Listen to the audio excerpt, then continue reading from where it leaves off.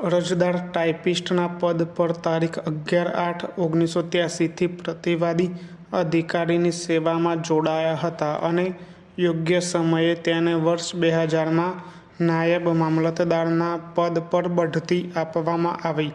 તે સમયગાળા દરમિયાન અરજદારે અત્યંત નિષ્ઠા અને સમર્પણ સાથે સેવા આપી હતી, જેના માટે અરજદારને પ્રશંસાપત્રો પણ જારી કરવામાં આવ્યા હતા.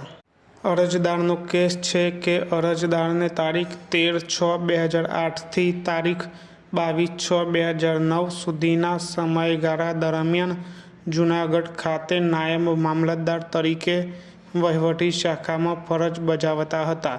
તે વખતે અરજદાર દ્વારા કરવામાં આવેલ કથિત ગેરવર્તણૂક માટે તારીખ 1/9/2009ના રોજ ચાર્જશીટ જારી કરવામાં આવી હતી. ઉપરોક્ત આરોપપત્રની પ્રાપ્તિને અનુસરીને અરજદારે પ્રતિવાદી સત્તામંડળને તારીખ 22/2/2010ના રોજ પોતાનો જવાબ રજૂ કર્યો હતો, જેમાં અરજદારે જણાવ્યું હતું કે 4 અરજદારોએ અરજદારને પ્રમાણપત્રો જારી કરવા માટે કાર્યાલયમાં મોબાઈલ ફોન પર ધમકી આપી હતી.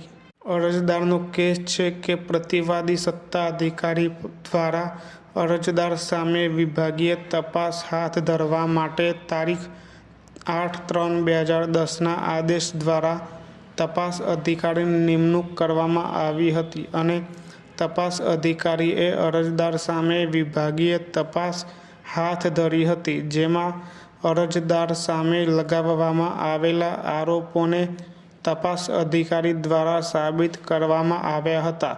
ત્યારબાદ તારીખ 5/7/2010ની કારણદર્શક નોટિસ સાથે તપાસ અહેવાલની એક નકલ અરજદારને જારી કરવામાં આવી હતી. ઉપરોક્ત કારણદર્શક નોટિસ અનુસાર અરજદાર તારીખ 19/7/2010ના રોજ અધિકારી સમક્ષ હાજર રહ્યા હતા અને મૌખિક રજૂઆત કરી હતી, જે સત્તાધિકારી દ્વારા નોંધવામાં આવી હતી. તે પછી સત્તામંડળે તારીખ 26/8/2010નો વિવાદિત સજા આદેશ પસાર કર્યો હતો, જેના દ્વારા અરજદારને સેવામાંથી ફરજિયાત નિવૃત્તિની સજા લાદવામાં આવી.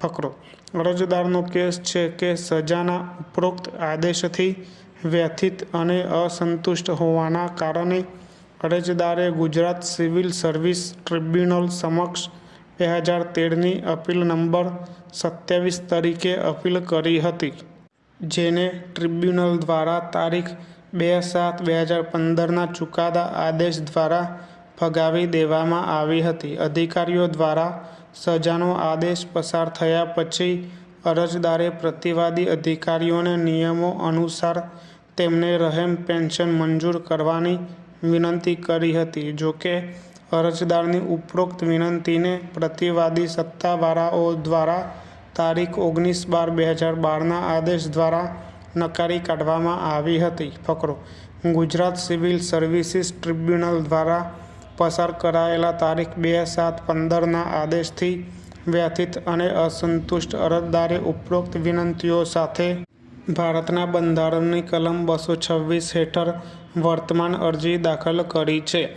અરજદાર વતી હાજર રહેલા વિદ્વાન વરિષ્ઠ વકીલ શ્રી શાલિન મહેતા અને તેમની મદદમાં વિદ્વાન વકીલ શ્રી નિનાદ શાહ અને પ્રતિવાદી રાજ્ય સત્તાવાળાઓ વતી હાજર રહેલા વિદ્વાન સહાયક સરકારી વકીલ શ્રી પંચોલીને સાંભળ્યા હતા.